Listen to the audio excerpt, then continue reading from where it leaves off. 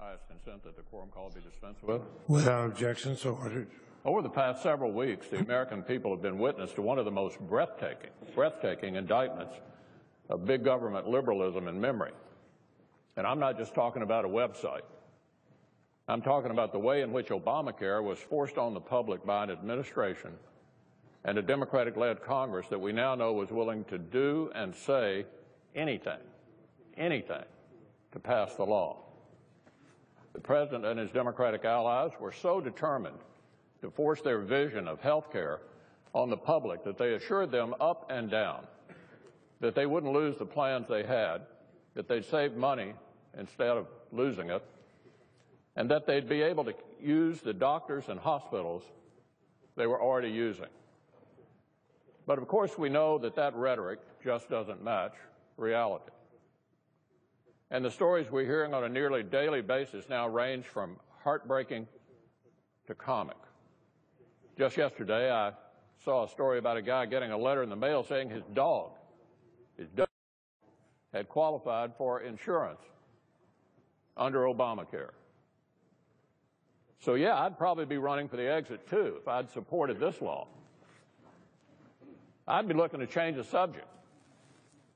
Change the subject. Just as Senate Democrats have been doing with their threats of going nuclear and changing the Senate rules on nominations. If I were a senator from Oregon, for example, which hasn't enrolled a single person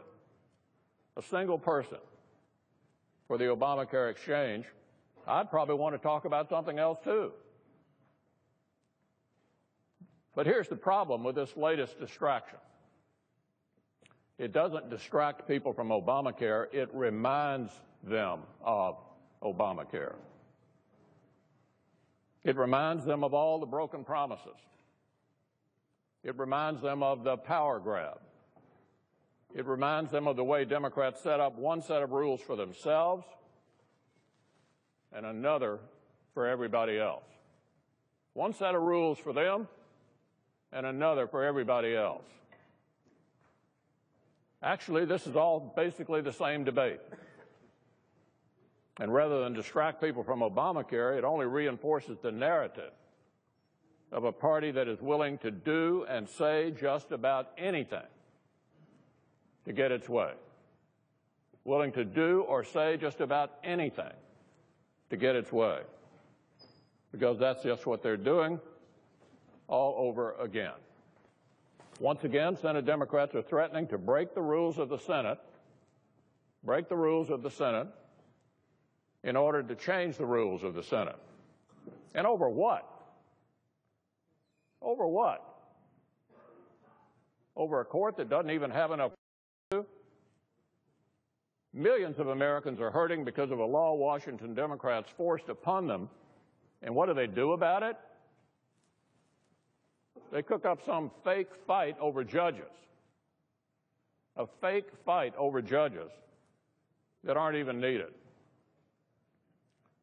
Look, I get it. As I indicated, I want to be talking about something else too if I had to defend dogs getting insurance while millions of Americans lost theirs.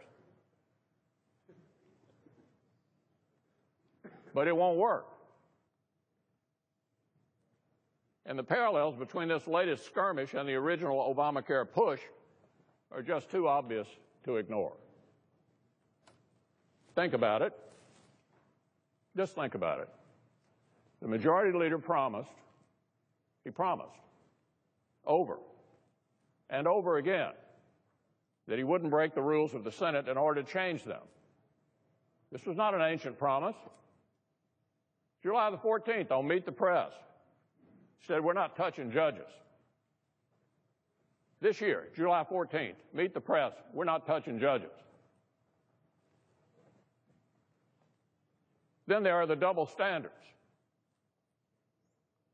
When Democrats were in the minority, they argued strenuously for the very thing they now say we will have to do without, namely the right to extended debate on lifetime appointments.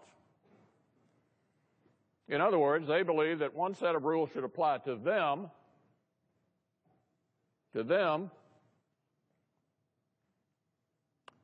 and another set to everybody else.